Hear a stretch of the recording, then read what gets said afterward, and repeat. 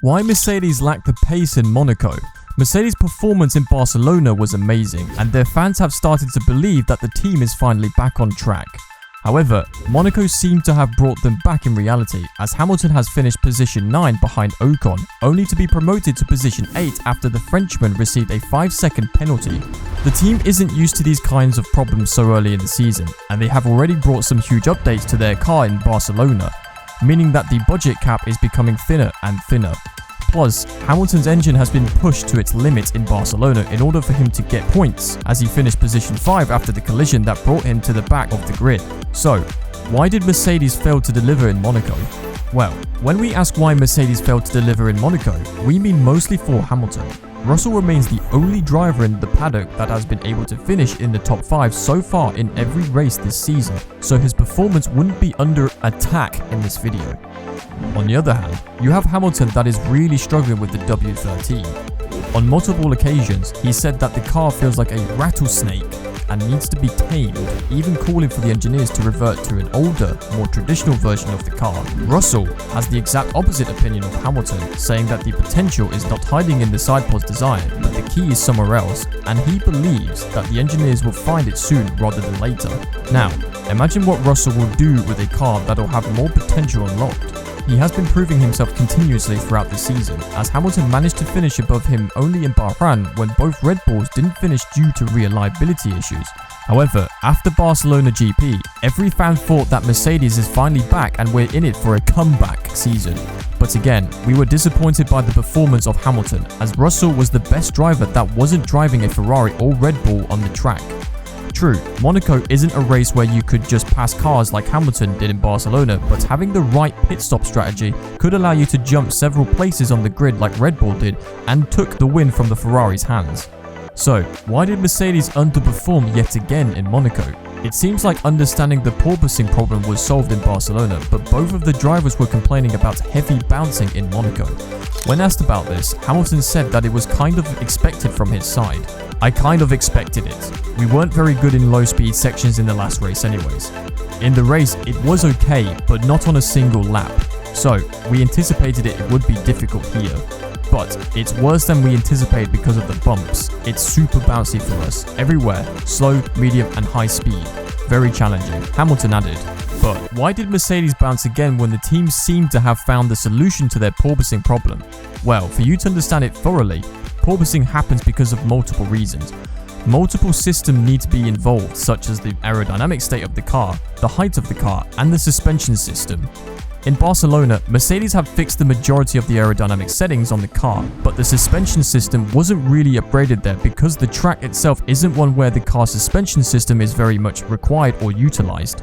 Unlike Barcelona GP, Monaco requires very good suspension due to the low corner speed and bumps, and that problem remained unsolved from Mercedes' side. So, what was exactly the problem in Monaco? The car just didn't have enough suspension compliance to prevent it from being pounded into the ground. At the end of the day, it wasn't a mechanical limitation, but born of a suspension developed around a very stiff aerodynamic platform.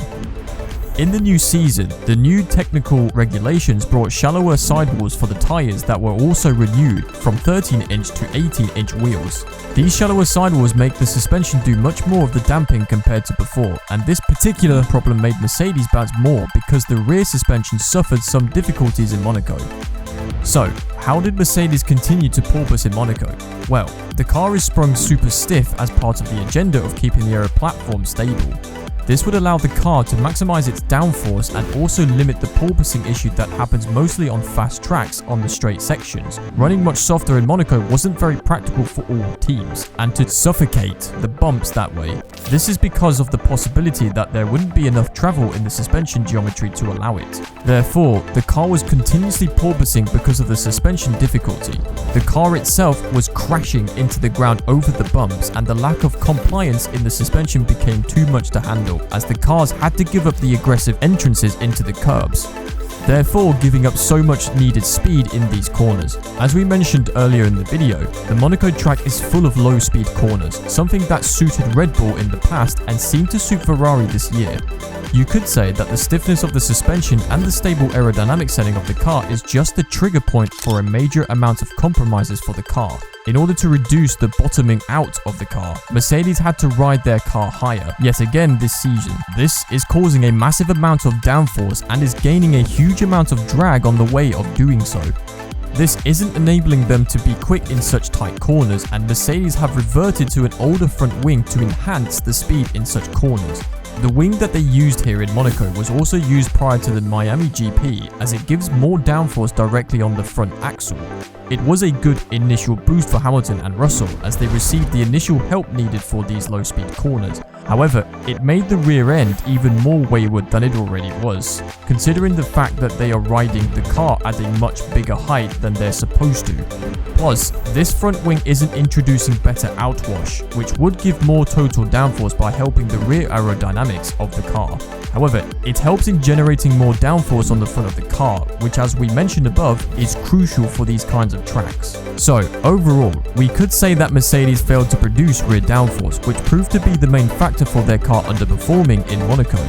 Even Hamilton said himself that the car has loads of front, but nothing regarding the rear downforce. A wing produces downforce through the air pressure difference between the upper and lower surfaces on it. If some of the airflow bleeds away at the outboard ends, the difference will be reduced. When can we expect the Mercedes car to be as strong as in Barcelona? It seems like we'd have to wait up until Silverstone, because the next two tracks in Baku and Montreal are full-wheel slow corners. And by what we witnessed in Monaco, Mercedes is still far away from understanding how low corner tracks work. So, Silverstone could be the next track what we see Mercedes back on track with Barcelona-like performance.